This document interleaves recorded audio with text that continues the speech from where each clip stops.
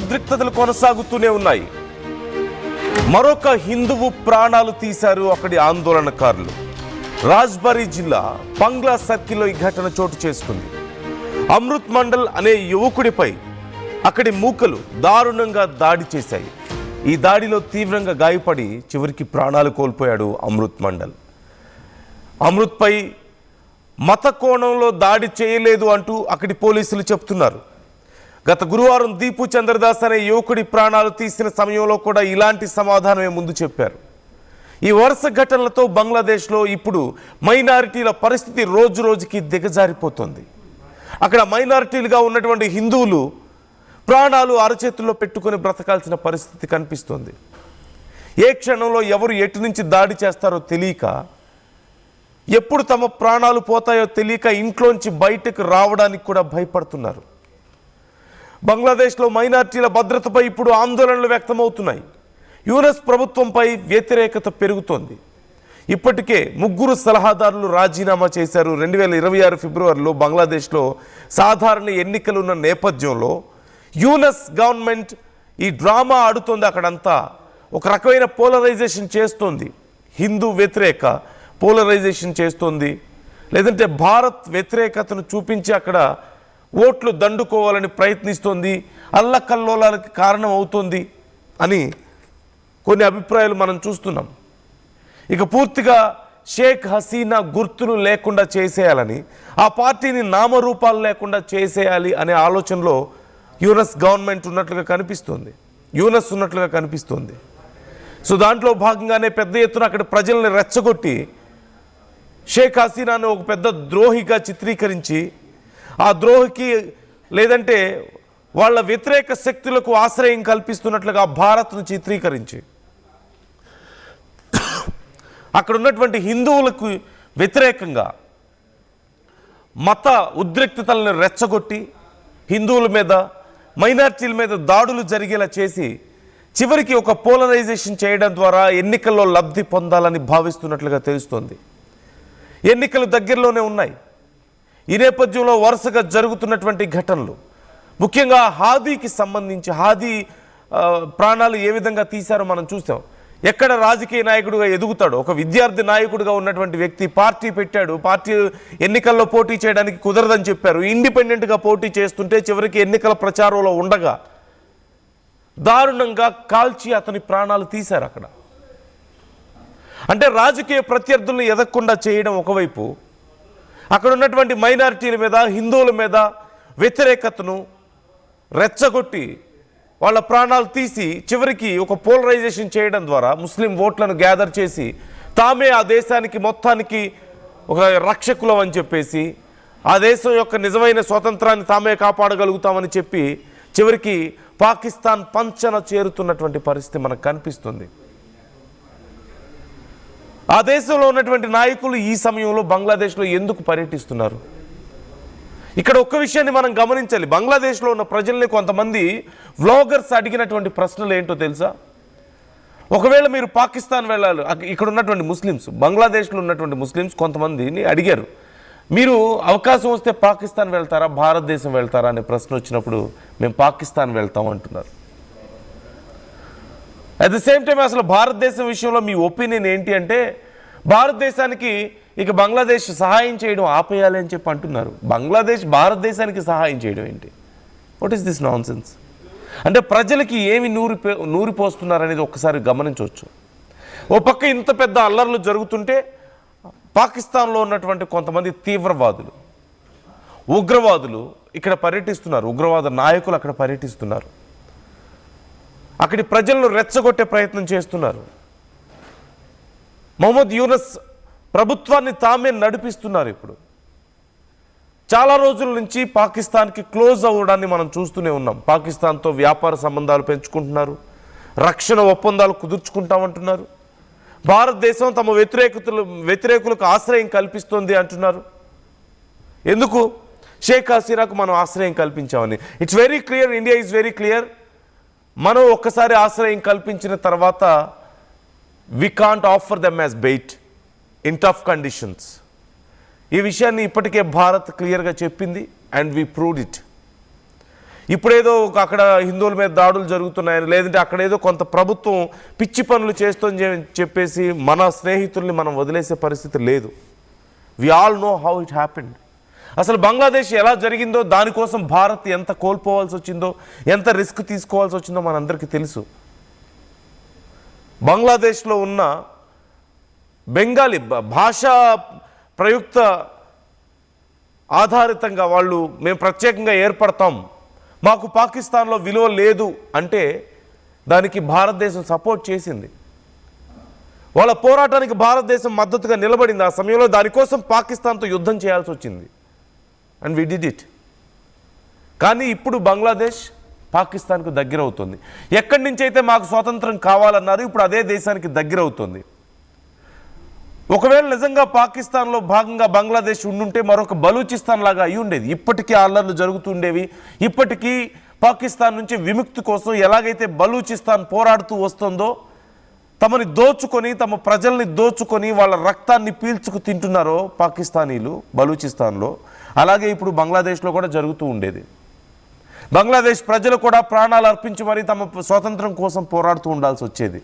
ఆ సమయంలో భారతదేశం నిజంగా బంగ్లాదేశ్ వెనక నిలబడకపోతే, బంగ్లాదేశ్ స్వతంత్రం కోసం భారతదేశం పోరాడకపోయి ఉండుంటే, పాకిస్తాన్తో యుద్ధం చేయకపోయి ఉండుంటే. కానీ ఇప్పుడు జరుగుతుంది ఏంటి? కేవలం బంగ్లాదేశ్ అనేది ఒక రాజకీయ పరమైనటువంటి, బంగ్లాదేశ్ ఏర్పడడానికి కారణం ఒక రాజకీయ కుట్ర మాత్రమే అని భావించి, షేక్ హసీనా కుటుంబ సభ్యులే కదా అప్పుడు కూడా అధికారంలో ఉంది అక్కడ. సో అది వాళ్ళ కుటుంబం కోసం భారత్ చేసుకున్న ఒక అగ్రిమెంట్ మాత్రమే. అందుకే ఆ కుటుంబ సభ్యులను తీసుకెళ్లి భారత్ సేఫ్గా దాచిపెట్టుకుంటోందని చెప్పేసి అక్కడ ప్రజలను నమ్మించి, ఇది ఒక రాజకీయ నిర్ణయం అని చెప్పి అక్కడున్న ప్రజల్ని, ముఖ్యంగా అక్కడ ఉన్నటువంటి మైనారిటీలని ఇన్సెక్యూరిటీకి గురి చేసే పరిస్థితి ఇప్పుడు మనం చూస్తున్నాం వరుసగా. ఇప్పుడు గతంలో మొన్న చూసాం, చంద్రదాస్ని ఎలాగైతే ప్రాణాలు తీశారో, కొట్టి లాక్కొచ్చి బహిరంగంగా ఒక చెట్టుకు వేలాడ తీసి అతనికి నిప్పు పెట్టి కాల్చేశారు. He was in 20s, he's around 29 years.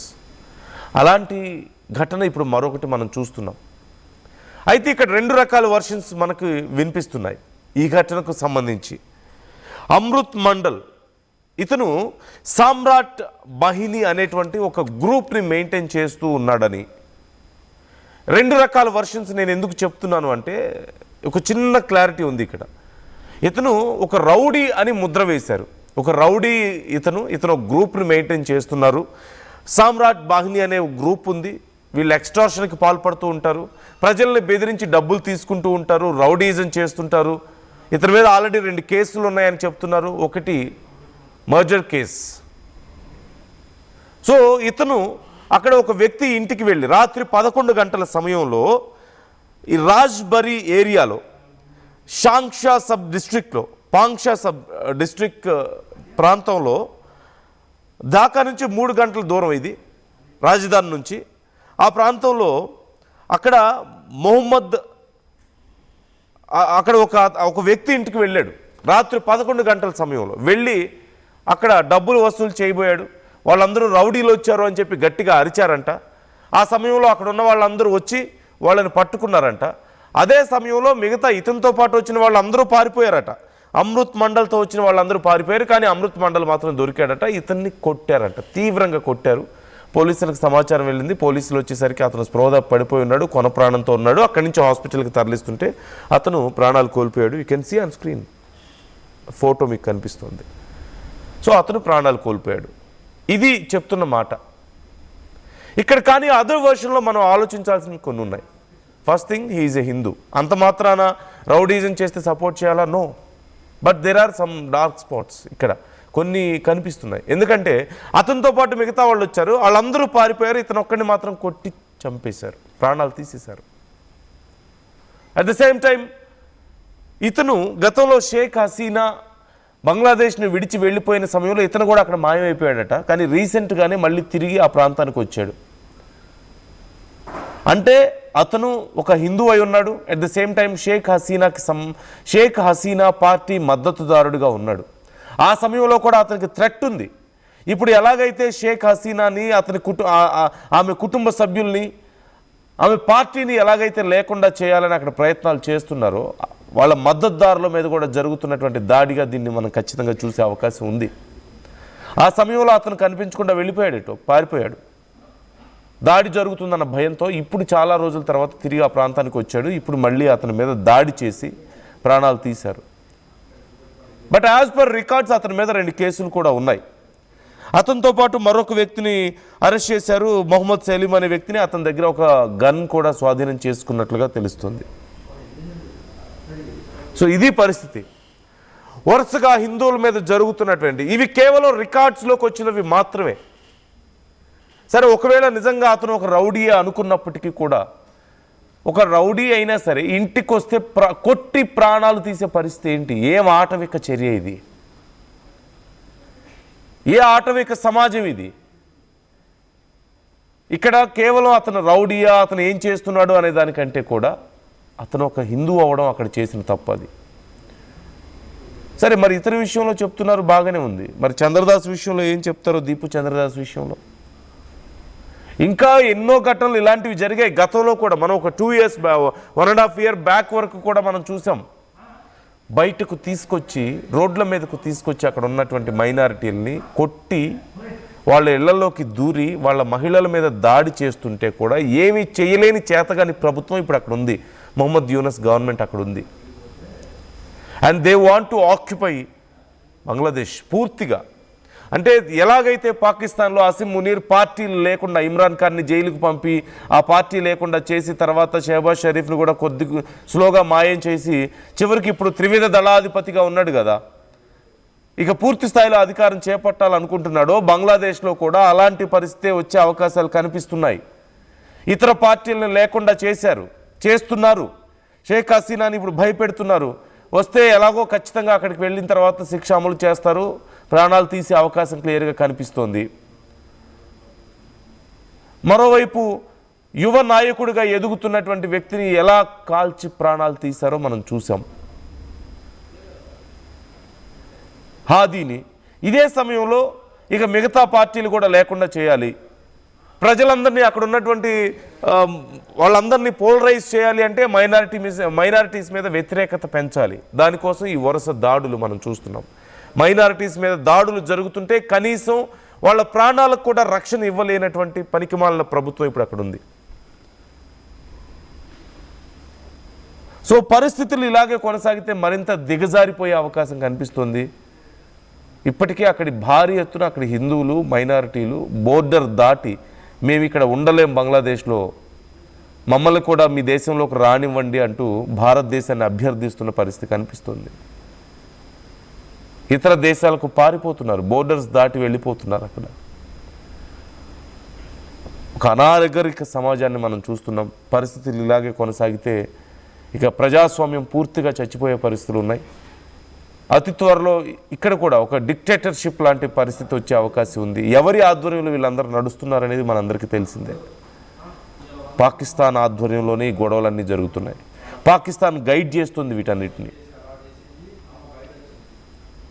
So India చాలా క్లియర్గా అబ్జర్వ్ చేస్తుంది ఈ విషయంలో. అవసరమైనప్పుడు ఎలాంటి చర్యలు తీసుకోవాలో అలాంటి చర్యలు మనం తీసుకుంటాం ఖచ్చితంగా.